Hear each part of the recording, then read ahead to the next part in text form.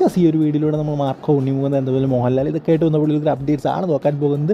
So നിങ്ങൾ Marco T വിയിൽ പോയി കണ്ടവരാണെങ്കിൽ, ടി വിയിലല്ലോ തിയേറ്ററിൽ പോയി കണ്ടവരാണെങ്കിൽ തീർച്ചയായിട്ടും ഒന്ന് ലൈക്ക് ചെയ്തിട്ട് വീഡിയോ കാണാൻ ശ്രമിക്കുക. 200 ലൈക്കിൻ്റെ ടാർഗറ്റ് എല്ലാവരും അതിലേക്ക് എത്തിക്കുമെന്ന് വിചാരിക്കുന്നു. സോ മോഹൻലാലോട് വന്നപ്പോൾ 2 അപ്ഡേറ്റ് ആണുള്ളത്. അതിൽ ആദ്യത്തെ അപ്ഡേറ്റ് എന്ന് പറയുന്നത് മോഹൻലാൽ അമ്മയുടെ പ്രസിഡൻറ്റ് സ്ഥാനത്ത് അദ്ദേഹം ഇല്ലായിരുന്നു, ബട്ട് ബാക്കിയുള്ള പരിപാടികളിലൊക്കെ അദ്ദേഹം കുറേ പങ്കെടുക്കുമായിരുന്നല്ലോ.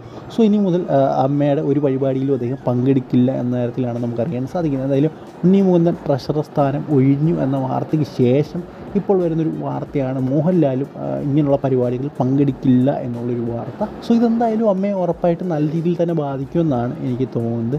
സോ എന്തായാലും അടുത്ത മോഹൻലാലോട്ട് വന്നപ്പോൾ ഇതൊരു അപ്ഡേറ്റ് എന്ന് പറയുന്നത് ജയിലറിൻ്റെ 2ാം ഭാഗം വരുന്നുവെന്ന് കേൾക്കുന്നു. സോ എല്ലാവരും ഇപ്പോഴേ എന്താ പറയുക പറഞ്ഞു തുടങ്ങിയാണ് ഇതിൻ്റെ 2ാം ഭാഗത്തിൽ മോഹൻലാലും കാണുമെന്ന്.